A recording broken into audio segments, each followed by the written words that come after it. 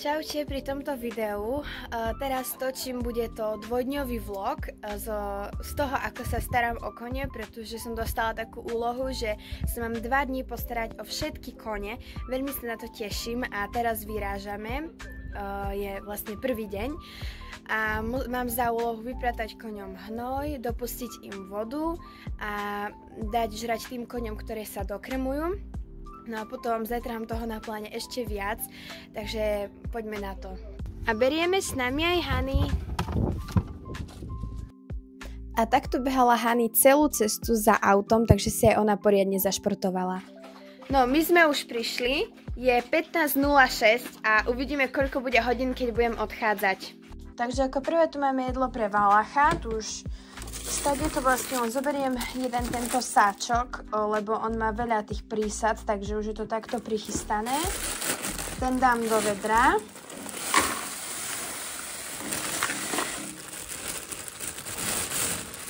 A ešte to musím zaliať vodou.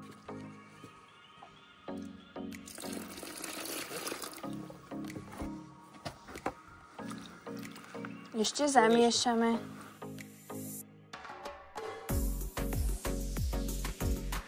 Takže teraz ideme pre kobylu naberať z tohto 3/4 beráčky.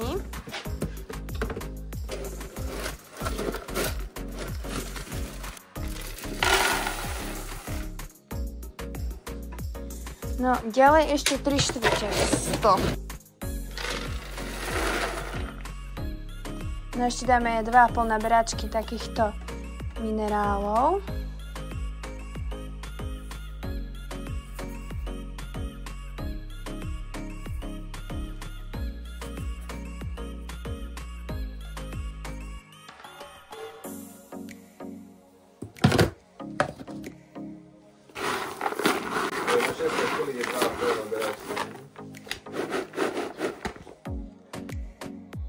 No, zoberieme ohľavku pre tú kobylu a ideme po ňu jej dať žrať.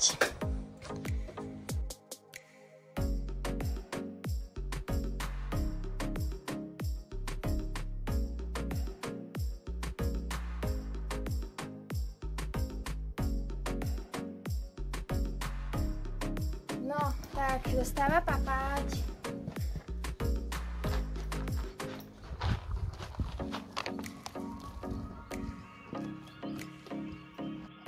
Tu si už beriem 2 kone, jednému idem dať žrať to, čo som už predtým prichystala a druhého si idem očistiť.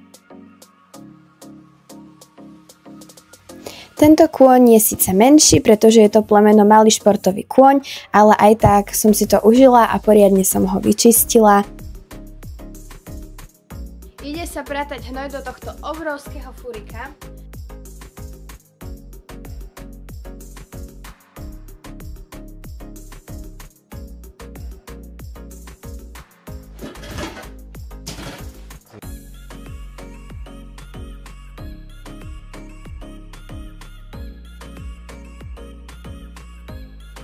Nešlo mi to hovno normálne nabrať, takže som sa vynašla a pomohla som si nohou.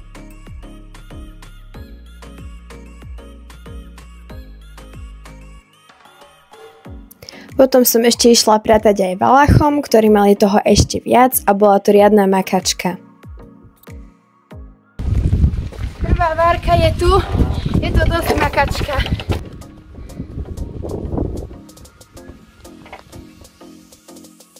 Ideme vysypať prvú dávku.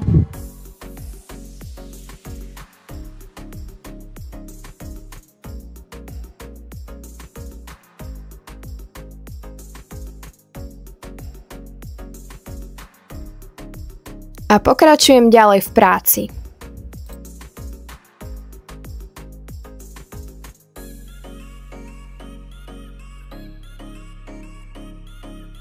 Dá sa pracovať, keď ma stále ten kôň ruší?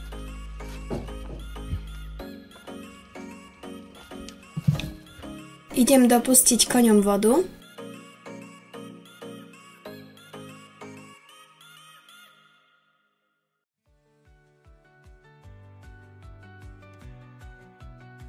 Takže ešte mi treba pozametať.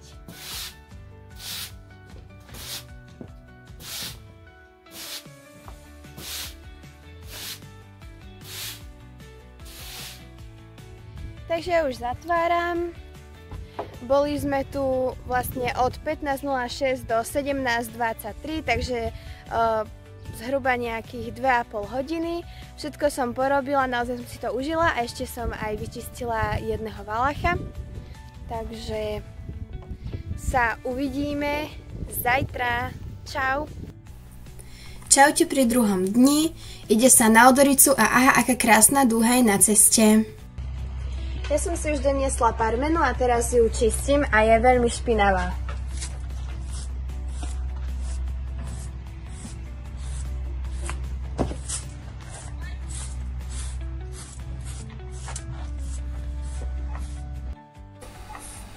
Rozhodla som sa, že pôjdem s parmenou na kruhovku. Najprv som si tam s ňou urobila nejaké cviky a cvičenia zo zeme, potom som si ju ešte polonžovala v kroku a v kluse a nemala sedlo, madla ani nič a rozhodla som sa jej aj dať párelku, takže nemala ani ohlavku, ani uzdu, takže také super. Ešte vám tu dám takýto jeden pohľad z dronu, ako ide parmena v kluse.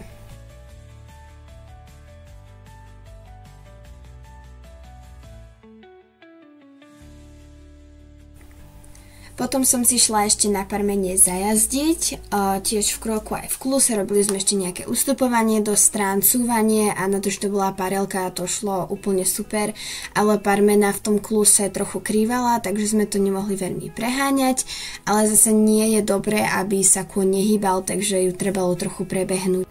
My sme už dojazdili a ja dávam ešte parmene takto pekne, neviem, taký minerál, v ktorom je vlastne asi aj tá soľ. A vlastne je to mrkvová prichuť a veľmi jej to chutí.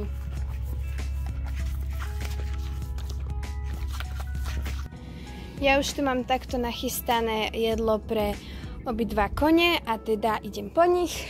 A tu je parmena. Teraz tu pápa tento valach, ktorému som jedlo zaliala aj vodou. Mačičky si tiež pochutnávajú na svojom jedle.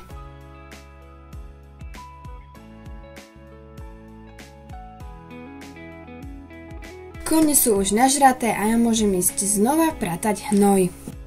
Dnes ho tam bolo naozaj dosť veľa, pretože keď je teplejšie, tak kone sú viacej v prístrežkoch, pretože je viac much a ovadov, takže tým pádom je toho viac v prístrežkoch.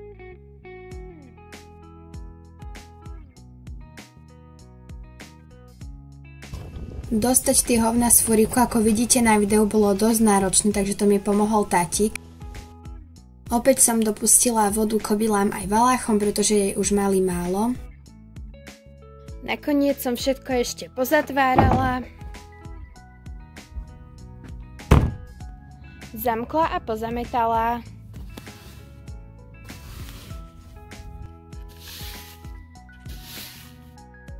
Po ceste domov sme ešte videli aj srnku, ktorá už ale odbehla, pretože sa nás ľakla. To by bolo z dnešného vlogu všetko a ak sa ti tento vlog páčil, daj mi prosím odber, like a napíš mi komentár a uvidíme sa pri ďalších vlogoch a videách na budúce. Ahoj!